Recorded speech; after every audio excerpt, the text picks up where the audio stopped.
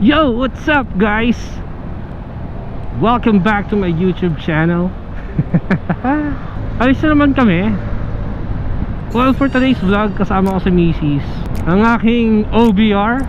So may pupuntahan lang kami isang lugar na medyo nakafocus kami ngayon. Before anything else, parang arte nung part na yun. Before anything else, so bago ang lahat, syempre shoutout muna tayo. Papa-shoutout yung isa sa mga kaibigan natin, Sendo La Cuachero. Please like and subscribe sa kanyang YouTube channel.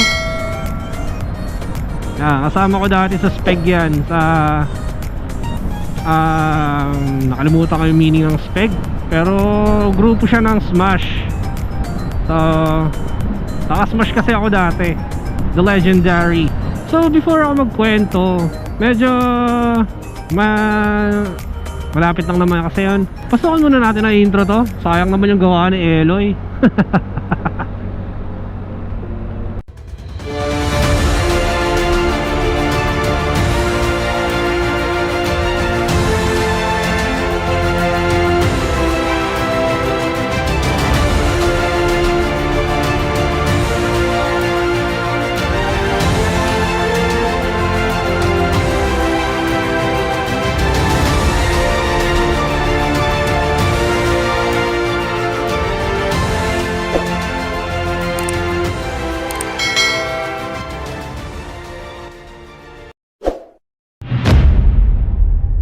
Alright, so dito kami sa Batasan Road ngayon. Daming motorcycle shop dito, tabi-tabi, magkabilaan. Pero hindi yon ang pinunta natin dito. Well, actually, kasama ko si Mrs. So hindi ako ganong makakadiskarte ng motorcycle parts. May pupuntahan kami isang lugar na gaya nga nasabi ko kanina, is naka-focus kami ngayon doon. Parang more or less 6 months, 7 months na namin itong binabayaran. So isa sa mga pangarap namin is magkaroon ng sarili naming bahay, sarili naming space. Kasi ngayon nakatira pa kami kay mama. Check natin yung bahay ngayon, pupuntahan natin. So dito lang siya sa banda sa may sa may San Mateo, Ampid 1. Yan. So ito yung umpisa ng mga pangarap. Nangarap lang kami nung una. So yan, dahil sa nagtatrabaho naman kami ng maayos, sapat naman yung sweldo namin, nagplano na kaming kumuha. So ito yung mga pangarap na hindi naging drawing. Kukulayan na namin siya ngayon, or kinukulayan na namin siya ngayon. So ang sarap lang sa pakiramdam na oo, may mga ibang gastos din kami, pero iba pa rin yung pakiramdam ng may naipupundar. Tara, puntahan natin to. Papakita ko sa inyo kung ano yung itsura ng lugar. Tara.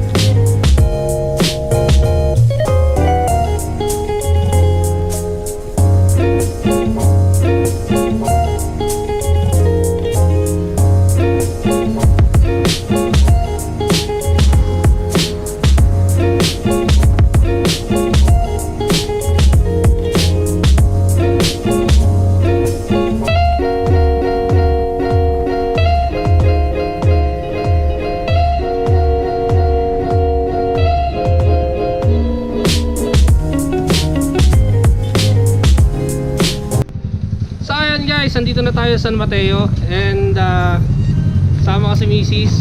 And yes, of course, kasama natin si Ma'am Ann. Siya yung agent natin na tumulong sa atin para makakuha tayo ng bahay dito sa San Mateo. So ayan, tara, pasyalin natin yung loob. Yun. Wow. So ito na, hanggang dito. Para kasi nito. Okay. Oh, okay. Ito po yung pinaka-turnover ng floor. Yung vinil po siya. Wow. Yan po siya. Vinil. Then, yan po. So sliding talaga siya. Wala po palang kahoy na masyadong ginamit dito. Kahit pintuan po dito, aluminum. Then, Aluminum? bakal po yung loob yan. Oh. So, hindi po yan talagang kahoy kasi bakal po talaga yung nasa siya. Then, yung switch na ilaw nyo. Oh, okay. Hindi na po kayo kahirapan dyan kasi hindi po yung katulad ng dati na centralized na pag namatay yung lahat. Lahat mo wala. Yan hindi. Apa. Ito sir, turnover ng kitchen. Then may tiles na po siya. Oh, okay. Ganito po yung gagawin sa tiles niyan. Then may cabinet po siyang ilalagay dito. Ah, nice. Okay. Sa ito lang po yung turnover niya cabinet po sa baba. Sa taas po, kayo na pong bahala. Kami na bahala. Then CR, the final CR. Okay. Ito yung ano, Yan. maging paboritong lugar ni Eli. Oo, yan. Mapasamin. Kaya tayo guys. Then ito, ibibinil din sir. 2 bedroom po. Ito po yung pinaka-ano. Same din po ng aluminum din po yung living room. Wow. Then ito po yung master bedroom niyo sir. Baka paano ba? Ito po yung master bedroom niyo. Yun nga sir, hindi siya nilagyan ng aircon, yung sa aircon kasi hindi ko po alam kung mas gusto yata ni sir yung parang split time kasi ayaw niya naman po yung schools. Ayaw mo yung schools. Yun din actually yung gusto niya eh, naka-split type eh. Oo. So, Kaya gano'n. Kaya yan po, hindi siya nakadesign. Meron lang siya nilagyan tubo yung sa aircon sa kabilang room po. Ito yung second room. second room, ang room ni Eli. Naka-sliding na siya lahat, no? Opo. Honestly, ito po yung pinakamagandang townhouse sa Ampid na medyo mura po talaga siya. Kaya kung masasabi po natin, kung makikita mo naman sir, hindi siya tinipid. Opo. Sobrang maganda. Galing. Swerte namin dito. So yung ano naman po nito pala, ito po yung hindi ko alam ang tawag ko. This ang ano yung pang condo. Kasi para yung sound siya hindi masyado maingay. Para sound room. Sound. This under-fire din po siya. Actually, marami nga ako nagtatanong sa akin na, yan, pinipigyan ko lang po kayo. Marami nagtatanong sa akin kung may mag-open pa ba? Sabi ko, tagal ko na kayo niyaya. Honestly, wala na sir, kasi sold out na po talaga. Since yung, ang dami pa rin nag-aabang kasi syempre, wala namang problema, wala na tayo mabigay na yun. Imbis naman po may i-open, yun nga lang po, madami pong nakaabang. Kung sino lang po talaga yung mabilis po na gusto po talagang magkabahay ng ganito, yun lang po talaga magbibigay ng priority na. Kasi katulad yung sir, siya po nga po sa inyo. Mahirap pagdating dito is kailangan mabilis ang pag-iisip eh. Kasi sinabi mo, wait pa, kailan mo yung sir?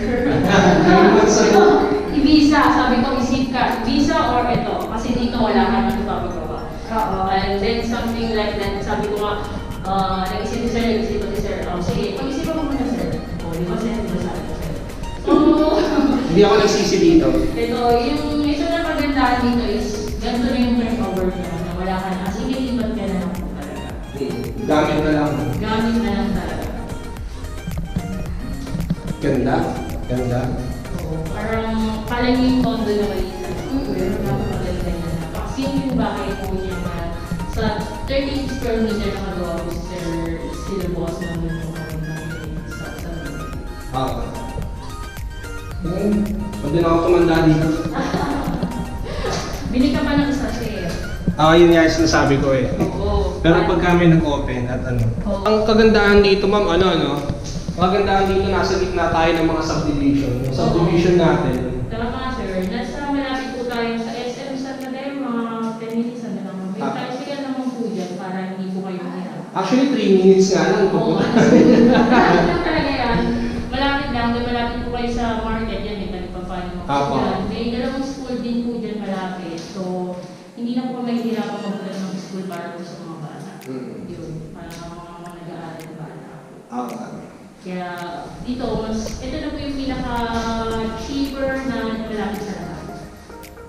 ayun guys, nakita niyo yung bahay namin, yung magiging bahay. Actually model house to. So yung sa amin talaga nandun pa sa may dulo, and currently hinuhukayan pa lang nila. So pakita ko muna sa inyo ulit yung kung ano yung itsura nito.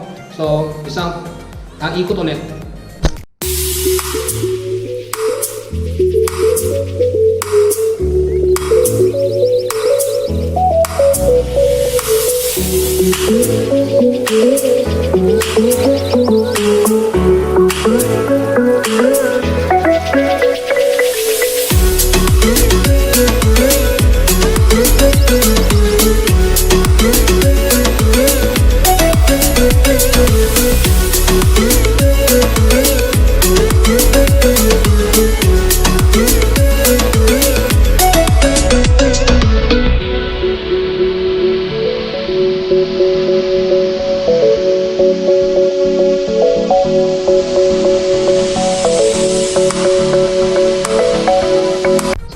Nakita nyo na yung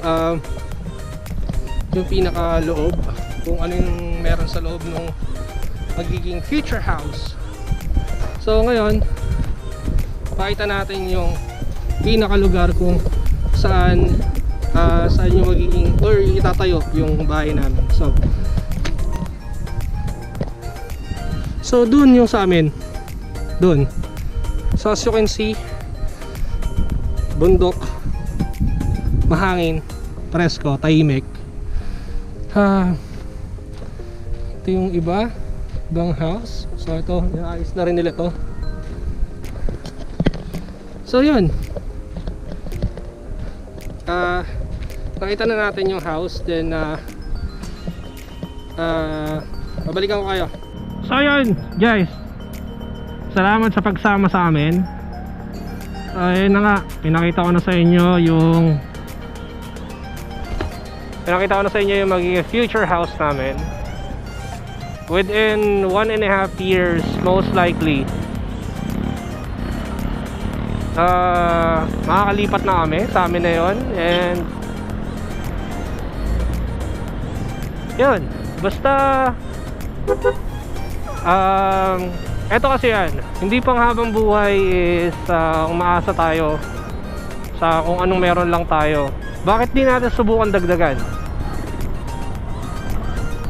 Siyempre may mga pangarap tayo dapat na tuparin.